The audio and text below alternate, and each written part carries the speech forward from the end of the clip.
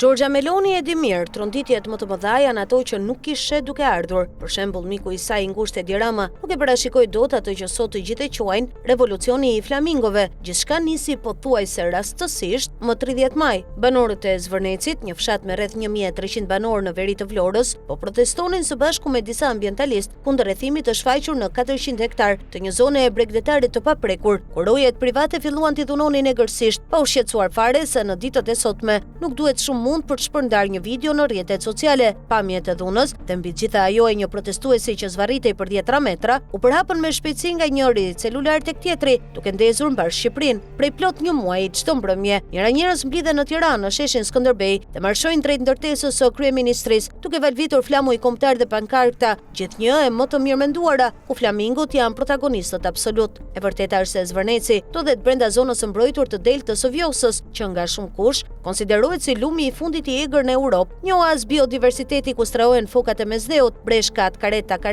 200 specie shpendësh shtektar, midis tyre edhe flamingot roz. Pikërisht atje u shfaqën papritmas, eskavatorët e kompanisë Zvërnec South Adriatic Development dhe nisën të rafshonin tokën e të shkullin pemët, pasi siguroi 2 leje ndërtimi dhe nënshkroi marrëveshje zhvillimi për mbi 2,5 milionë metra katror. Kjo kompani synon të ngrejë një resort super luksoz. Mirpo ajo është vetëm maja e një rrjeti shoqërish fantazmë që po të ndjekësh zanafillën, të çojnë tek Affinity Partners e Jared Kushner dhe Ivanka Trump. Ndërkohë Jared dhe Ivankës dyshohet se u janë bashkuar 2 vëllezër miliarder nga Katari, një sipërmarrës kontroversë izraelit, një tjetër sekser shqiptar po aq i përfolur, një nga familjet më të rëndësishme në vendin e shqiponjave, me interesa të larmishme që shtrihen nga pasuritë e paluajtshme deri tek menaxhimi i aeroportit të Tiranës, krahas figurave të tjera me histori pak a shumë të trazuara. Nga ana tjetër, projekti i Kushner dhe i vajzës së presidentit të Shteteve të Bashkuara nuk është as pak shaka.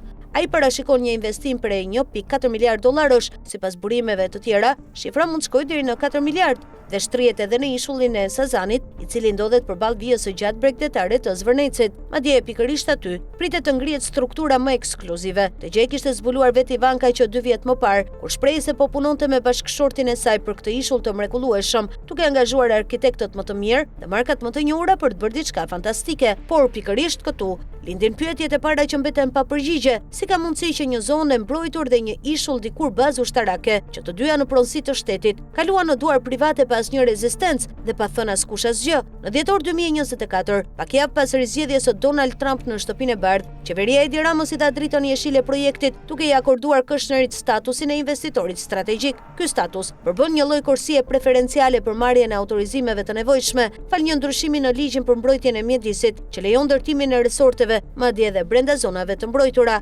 Rrjedhimisht, tani 61 vjeçari Rama, ish basketbollisti i kombëtares, ish kryebashkiak i Tiranës dhe piktor në profesion, ka përfunduar në syrin e ciklonit. Kryeministri e ka mbrojtur vendimin e tij, i bindur se turizmi i luksit është një mundësi e jashtëzakonshme zhvillimi për një vend që krenohet me 450 kilometra vij bregdetare, pjesën më të madhe ende të virgjër, dhe se thithja e kapitaleve të huaja është një hap më tej drejt antarësimit në BE.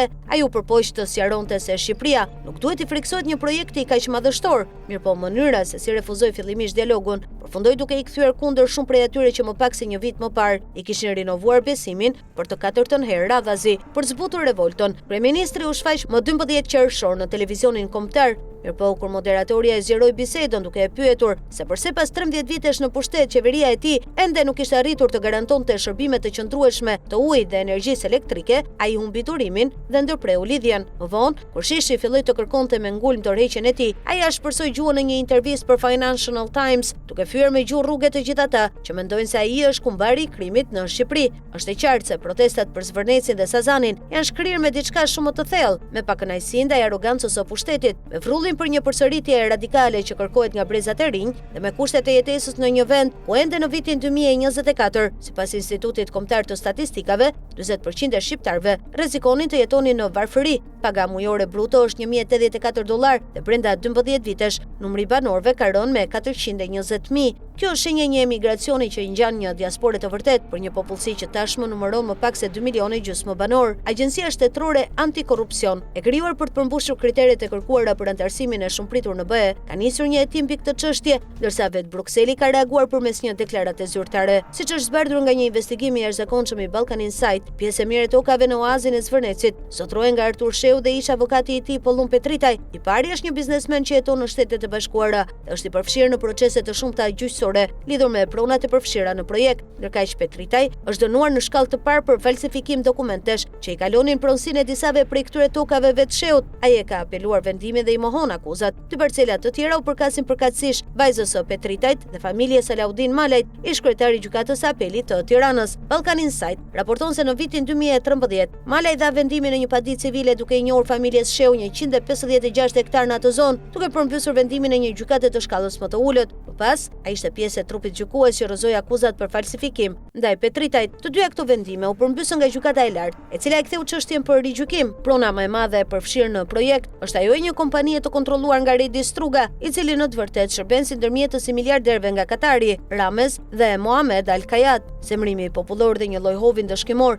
e kanë për të lehtë që kjo ngjarje të lidhet edhe me marrëdhëniet e Ramës me Izraelin përmes miqësisë së tij me Ron Jefet, shkruan Linkjesta, një sipërmarrës mjaft aktiv në industrinë e mbrojtjes në Tiranë, duke pasur parasysh edhe origjinën e Kushner dhe lidhjet e tij të preferuara me Benjamin Netanyahu, si dhe ato të Ned Rothschild, pronarit të jahtit luksoz nga i cili Ivanka thuhet se zbuloi ishullin e magjishëm. Edhe Jefet jeton në ishullin e Pasanikëve në jug të Miamit dhe është i biri i shefit të sigurisë së kompanisë ajrore El Al, në varrimin e të cilit në vitin 2022 mori pjesë edhe Rama. Për këtë çështje ka shkruar edhe gazeta e njohur izraelite Haaretz, ndërsa kryeministri shqiptar ka deklaruar se manifestimet e këtyre ditëve janë të ngjizura me antisemitizëm, duke i cilësuar këto prapaskena si tërësisht të rreme. E gjitha kjo shërben për treguar lëmshin e situatave, pretendimeve dhe teorive konspirative që ushqejnë një protestë, e cila në sytë e vëzhguesve më të besueshëm mbetet gjithsesi jo partijake, pa lider të fortë e larg opozitës së vjetër, asaj të liderit kontrovers Sali Berisha. Kjo është një lëvizje paqësore,